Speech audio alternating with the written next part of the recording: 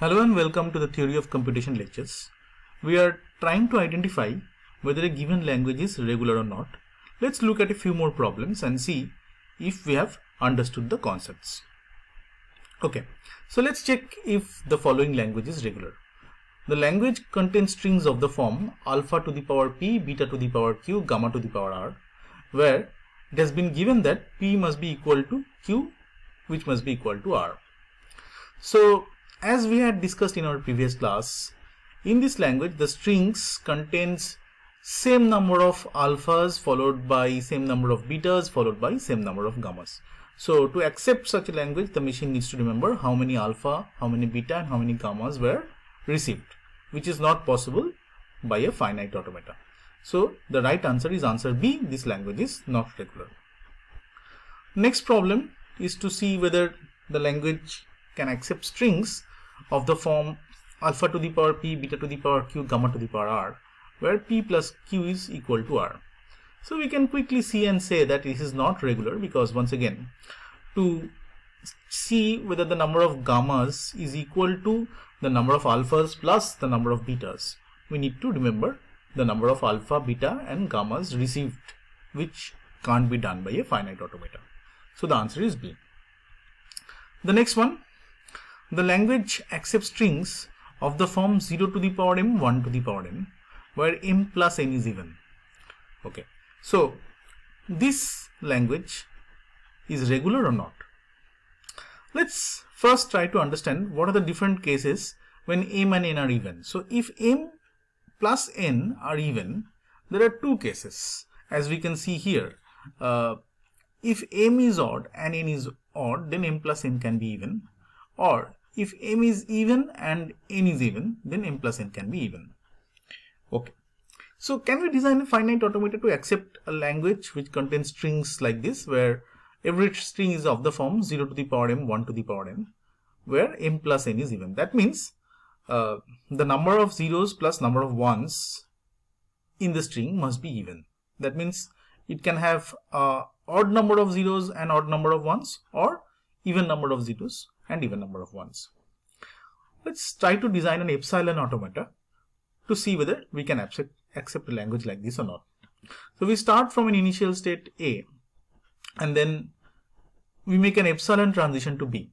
Okay, and in B, if we receive a 0, we go to C, and in C, if we receive a 0, we go back to B. Now if you see this part, see, on B, if I receive a 0, I go to state C, and on C, if I receive a 0, I come back to state B. So basically this is to accept an even number of zeros. So as long as we get an even number of zeros, we will always come back to state B. Okay, and then we make an epsilon transition from B to D, and again from D, if we receive a 1, we go to state E, and in E, if we receive a 1, we come back to state D. So as you can see, if we can receive an even number of ones, we will always come back to state D if we had started from state D itself. So in these two cases, this machine will look for an even number of zeros followed by an even number of ones, and then we make an epsilon transition to the final state F.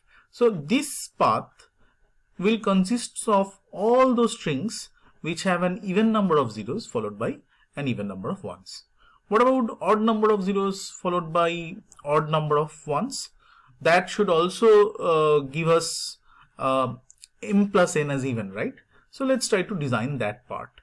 So from A, if I get a 0, I go to state G, and in state G, if I get a 0, I go to state H, and then in state H, if I get a 0, we come back to state G. Now if you look at this path, this is an odd number, because there is a 0 which makes a transition from A to G, and from G we can come back to G only with an even number of zeros. So an even number plus 1 is an odd number. So from A, if we had gone to G and then have come back to G, we must have received an odd number of zeros. So again, for an odd number of ones, we design a similar part. So from G, if we get a 1, we go to state I, and on I, if we receive a 1, we will go to state J, and on J, if we receive a 1, we come back to state I. On state I, we will make an epsilon transition to the final state. So this is a machine which will receive either an even number of zeros followed by an even number of ones, or an odd number of zeros followed by an odd number of ones. So basically we can design a finite automata to accept this language, and hence the right answer would be A. This is a regular language. So this is a similar problem in which L is of the form 0 to the power m 1 to the power n, where m plus n is odd. So once again, looking at this table, m plus n can be odd if either m is odd and n is even, or m is even and n is odd. So can we design a finite automata to accept this language? The answer is yes, and this is the design of the finite automata to accept the language. And as you can see here, in this path we are making an epsilon transition from A to B, and if there are even number of zeros, we will come back to B, and then followed by an odd number of ones, we come back to state D and then make a epsilon transition to state F. So this path consists of all those strings which have an even number of zeros followed by an odd number of ones. To accept all strings which have an odd number of zeros followed by an even number of ones, let us design another path from A to F, in which if we get an odd number of zeros and followed by an even number of ones, we can go from A to F.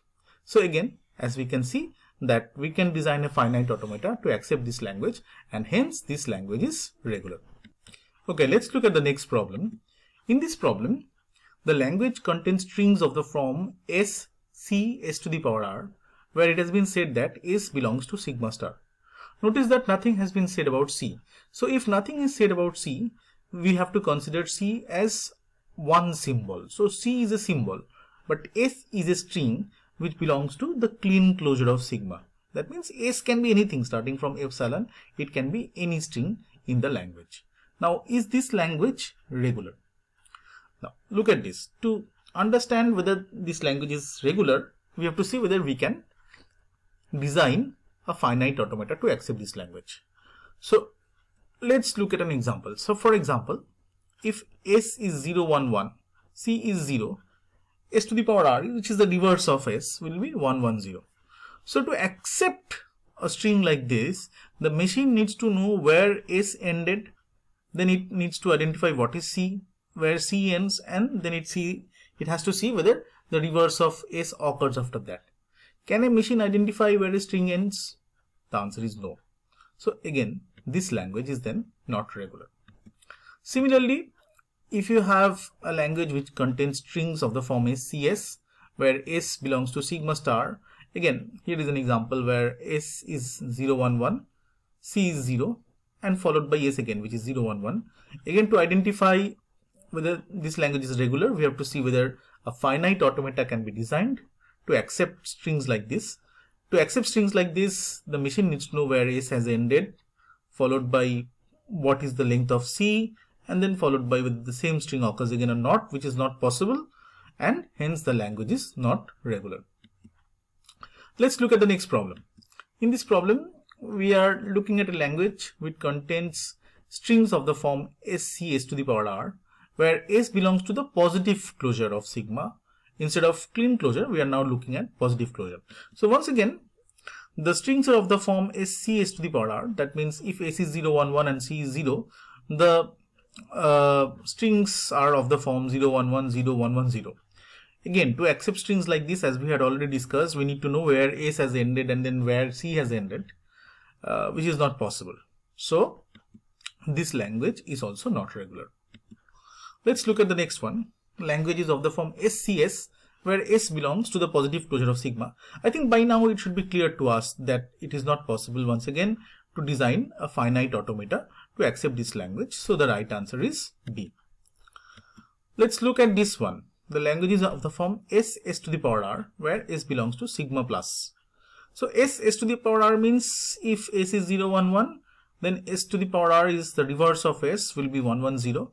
So can we design a finite automata to accept strings like this? Once again, to do that, we need to know where S has ended. And the finite automata has no way of knowing where a string has ended. Okay, so it's not possible. The right answer is answer B. What about SS? So in this case S belongs to sigma star. So SS would take the form 011 011 in case S is 011. We should be able to tell that it is not possible to design a finite automata once again because we don't know where S has ended. So again, this language is not regular. In this class, we have discussed a few problems on regular language identification. In the next class, let's solve a few more interesting problems in this topic. Thank you.